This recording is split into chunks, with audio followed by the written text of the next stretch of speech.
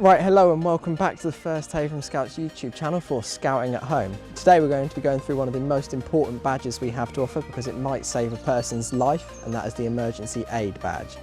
So today we're going to be going through what to do if you were to find a casualty unconscious and how to assess the situation.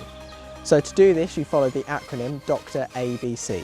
D stands for danger, R stands for response, A for airways, B for breathing, C for circulation.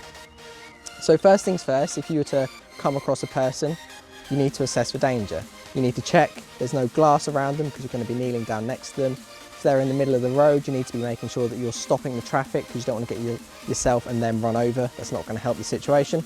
So first things first, make sure you're both as safe as you can be. Next, you need to get a response from them if possible.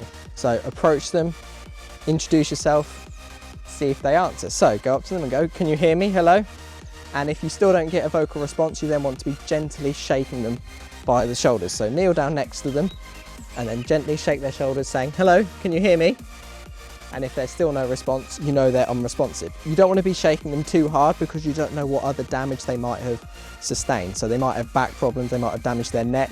So if you're shaking them all over, you're only going to make the matter worse. So gently shaking the shoulders, and if you don't get a response, you know they're unresponsive. So we've done D, we've done R. Now we need to be making sure that their airways are open.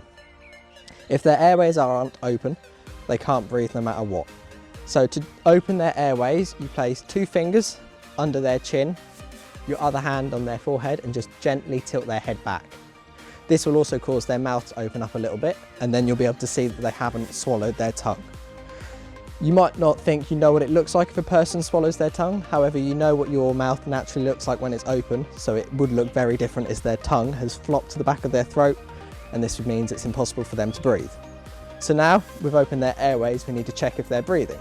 So to do this, you place your ear above their nose and look down at their chest. This means you'll be able to feel their breath on the side of your face, you'll be able to hear them breathing, and you should be able to see their chest rising and falling. So you need to be checking their breathing for about 10 seconds. So like this.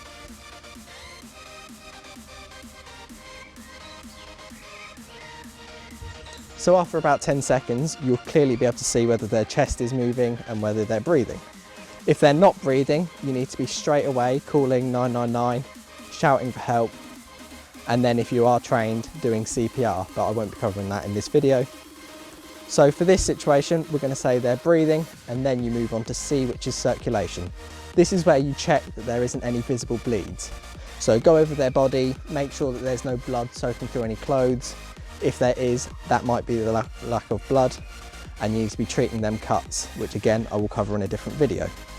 If you're happy that there's no bleeds, you then move on to putting them into the recovery position, which is what I will be covering in the next video.